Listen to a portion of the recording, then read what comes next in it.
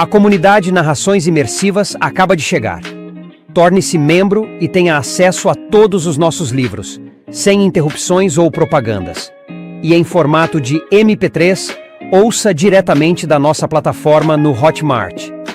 Por menos de uma Coca-Cola por mês, você assina nossa comunidade e apoia diretamente nosso trabalho. Não perca mais tempo e venha curtir mais uma forma de ouvir narrações imersivas. Link para assinar a comunidade na descrição ou no primeiro comentário fixado. Fique agora com mais um episódio imersivo.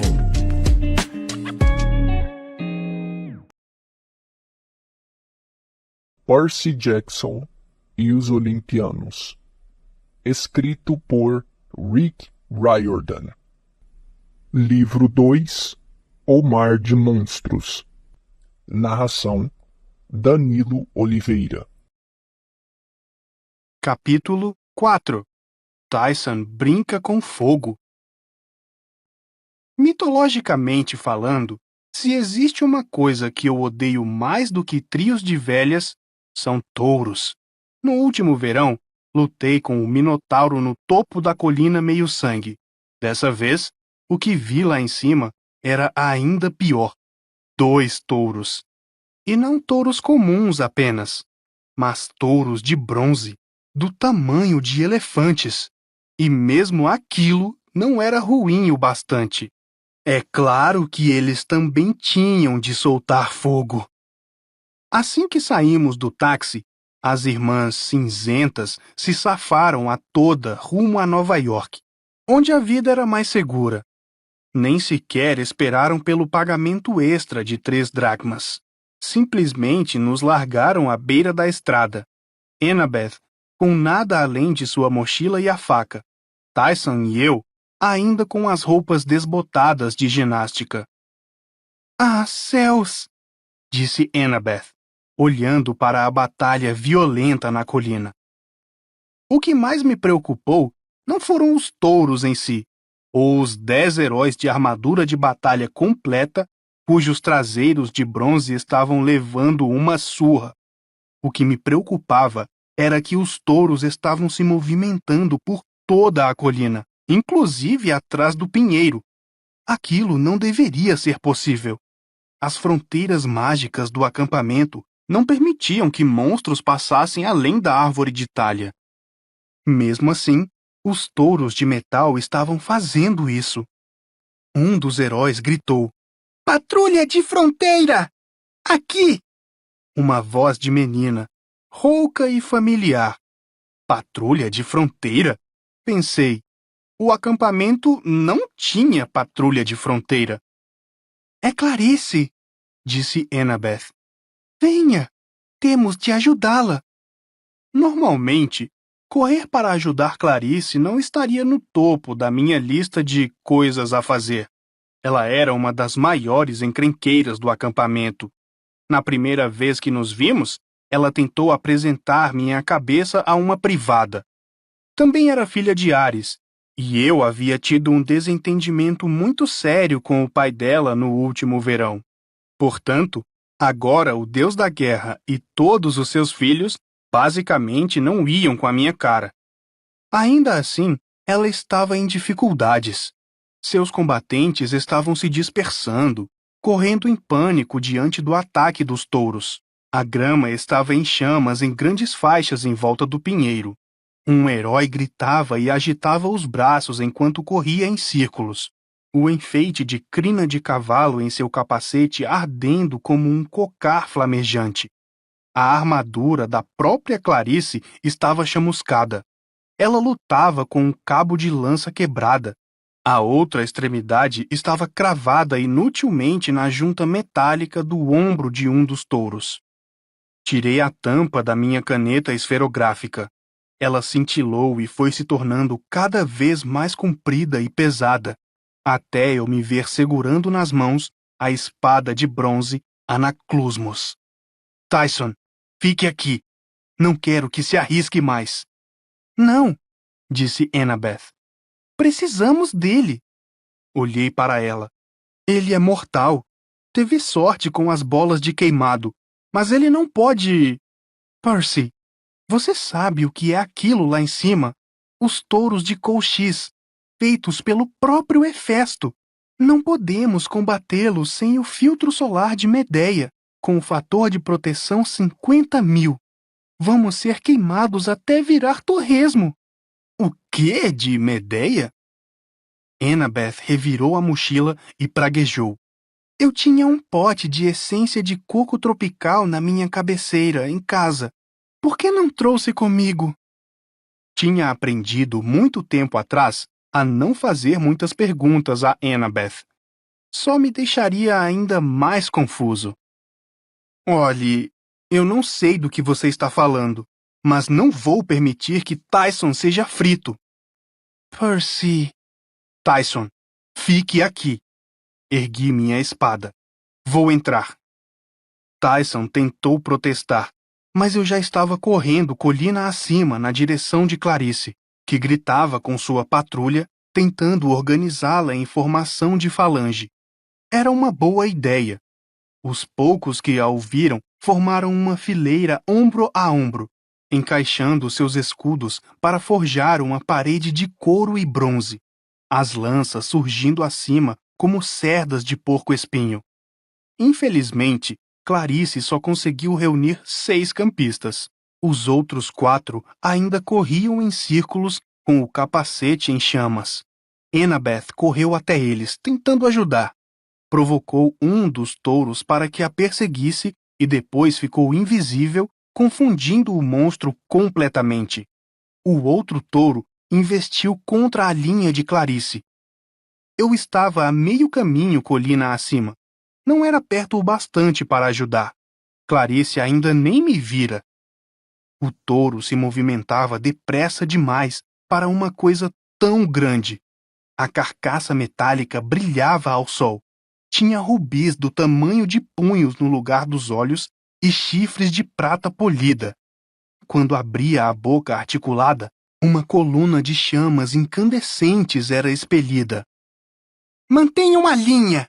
Ordenou Clarice a seus guerreiros. Você podia falar qualquer coisa sobre Clarice, mas ela era corajosa. Era uma menina grande com olhos cruéis como os do pai. Parecia ter nascido para usar uma armadura de batalha grega, mas até mesmo ela não me parecia capaz de resistir à investida daquele touro. Por azar, naquele momento, o outro touro perdeu o interesse em encontrar Annabeth. Virou-se e foi atrás de Clarice, do seu lado desprotegido. Atrás de você! Gritei. Cuidado! Eu não devia ter dito nada, porque tudo o que consegui foi assustá-la. O touro número 1 colidiu contra o escudo dela e a falange se rompeu. Clarice voou para trás e aterrissou em um pedaço de gramado em chamas. O touro passou direto por ela, mas não sem antes atingir os outros heróis com seu hálito de fogo. Os escudos derreteram instantaneamente em seus braços. Eles deixaram cair as armas e correram enquanto o touro número 2 se aproximava de Clarice para o golpe final. Eu me adiantei e agarrei Clarice pelos cordões da armadura. Arrastei-a para fora do caminho, bem no momento em que o touro número 2 passava como um trem de carga. Dei-lhe um bom golpe com contracorrente e abri um imenso talho numa de suas laterais. Mas o monstro apenas rachou e soltou um mugido e continuou avançando. A fera não me tocou, mas pude sentir o calor da sua pele de metal. A temperatura de seu corpo poderia ter cozido um burrito congelado. Me solte! Clarice deu uma pancada na minha mão. Percy, maldito! Deixei-a cair como um saco junto ao pinheiro e me virei para enfrentar os touros. Estávamos agora do outro lado da colina, com o vale do acampamento meio-sangue logo abaixo, os chalés, as áreas de treinamento, a casa grande, todos em perigo caso os touros passassem por nós. Annabeth bradou ordens para os outros heróis, dizendo-lhes que se espalhassem e mantivessem os touros distraídos. O touro número 1 fez uma curva bem aberta e começou a voltar na minha direção. Ao passar pelo meio da colina, onde a linha invisível da fronteira deveria tê-lo detido, ele reduziu um pouco a velocidade, como se lutasse contra um vento forte, mas então rompeu a barreira e continuou avançando. O touro número 2 se virou para me enfrentar, com fogo crepitando no corte fundo que eu fizera em seu flanco. Não sei dizer se sentiu alguma dor, mas seus olhos de rubi pareciam fixos em mim, como se eu tivesse acabado de levar as coisas para o lado pessoal. Eu não podia lutar contra os 2 touros ao mesmo tempo. Teria de derrubar o touro número 2 primeiro e cortar sua cabeça antes que o touro número 1 investisse de novo até ficar ao meu alcance. Eu já sentia os braços cansados. Percebi quanto tempo passara desde a última vez que treinara com contracorrente e como perdera a prática. Ataquei, mas o touro número 2 lançou chamas contra mim. Rolei para o lado enquanto o ar se transformava em puro calor. Todo o oxigênio foi sugado de meus pulmões. Meu pé se prendeu em alguma coisa, uma raiz de árvore talvez, e a dor subiu por meu tornozelo. Ainda assim, consegui desferir um golpe com a espada e decepei um pedaço do focinho do monstro. Ele se afastou galopando, fora de controle e desorientado. Mas antes que eu pudesse me sentir muito satisfeito com aquilo, tentei ficar de pé e minha perna esquerda fraquejou. O tornozelo estava torcido, talvez quebrado. O touro número 1 investiu na minha direção. Não havia como me arrastar para fora do seu caminho. Annabeth gritou: Tyson, ajude-o! Em algum lugar por perto, na direção do topo da colina, Tyson lamentou-se. Não posso atravessar. Eu, Annabeth Chase, lhe dou permissão para entrar no acampamento. Uma trovoada sacudiu a encosta. De repente, Tyson estava lá, disparando em minha direção e gritando: Percy precisa de ajuda! Antes que eu pudesse dizer que não, Tyson se jogou entre mim e o touro, bem quando ele soltou uma erupção de fogo nuclear. Tyson! Gritei. A explosão rodopiou em volta dele, como um tornado vermelho. Só consegui ver a silhueta negra de seu corpo. Soube com uma terrível certeza que meu amigo acabara de se transformar em uma coluna de cinzas.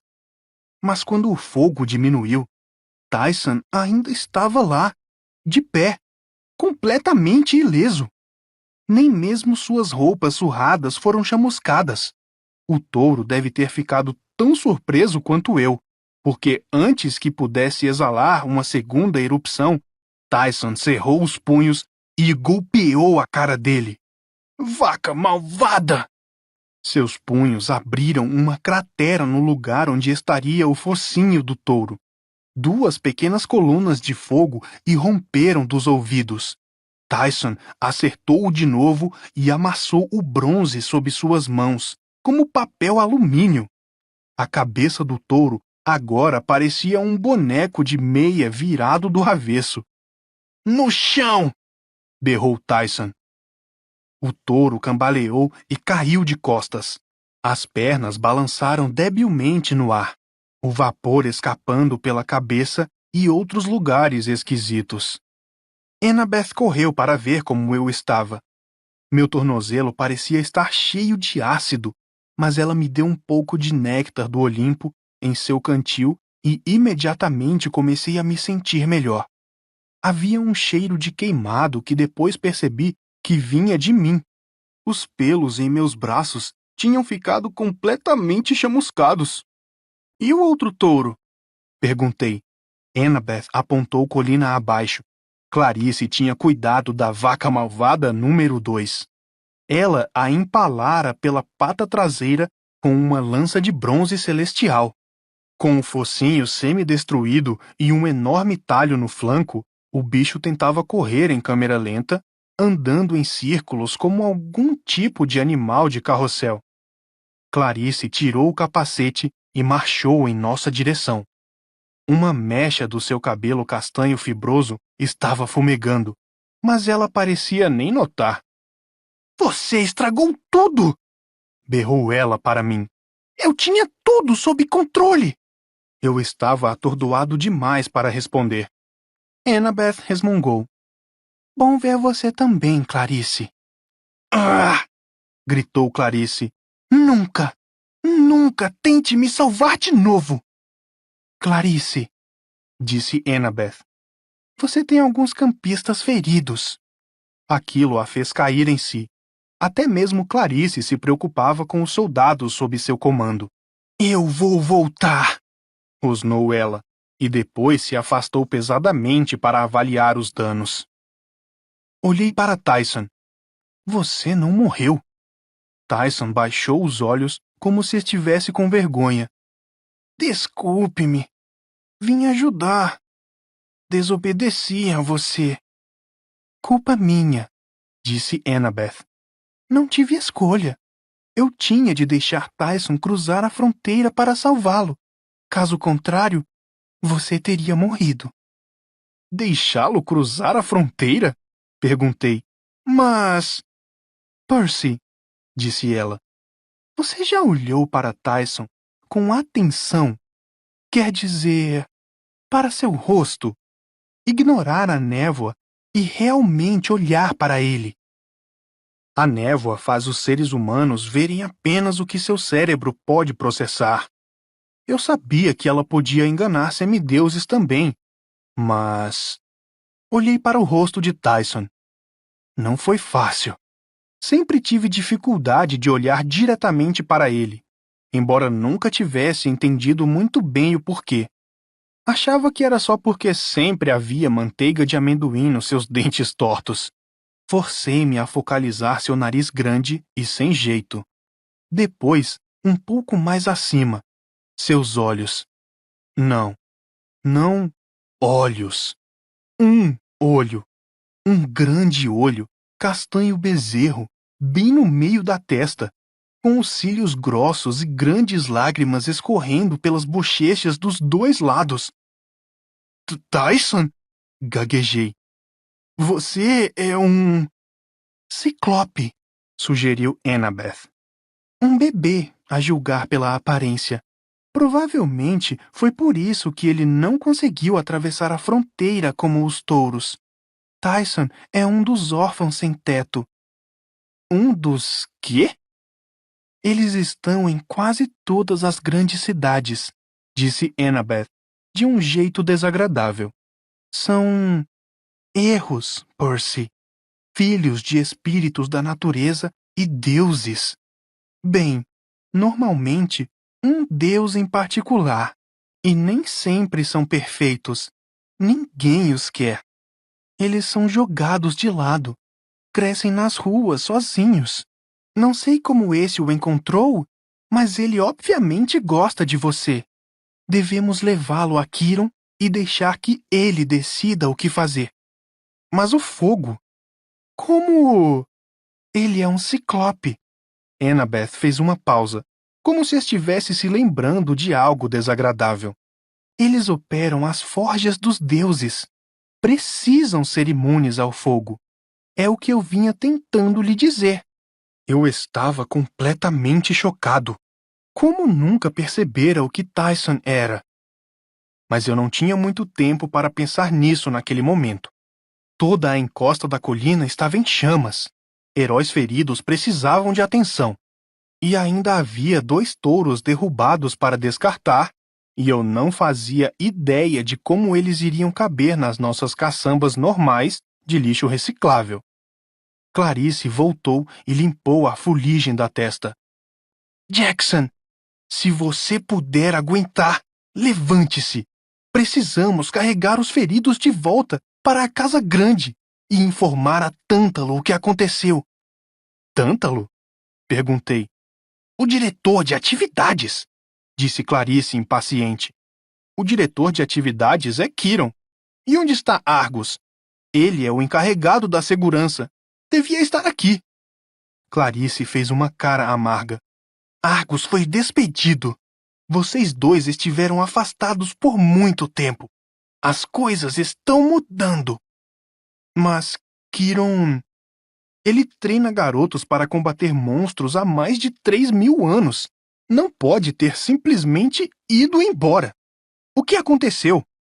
Aquilo aconteceu, disparou Clarice. Ela apontou para a árvore de Thalia. Todos os campistas conheciam a história da árvore.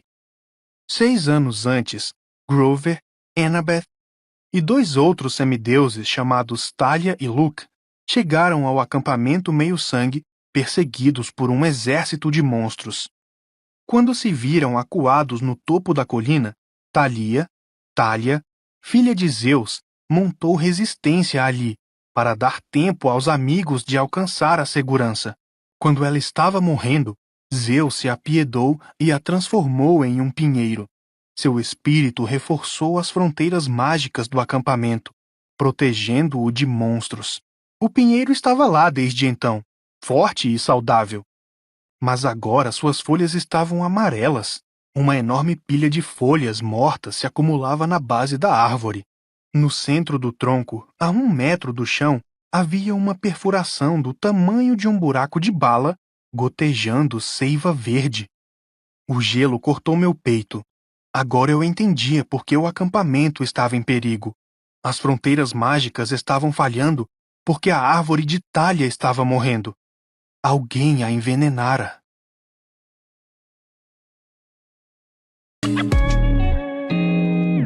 O canal Narrações Imersivas agradece por ter ouvido mais um episódio conosco.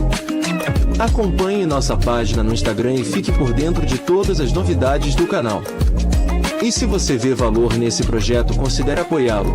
Faça parte da nossa comunidade no Hotmart.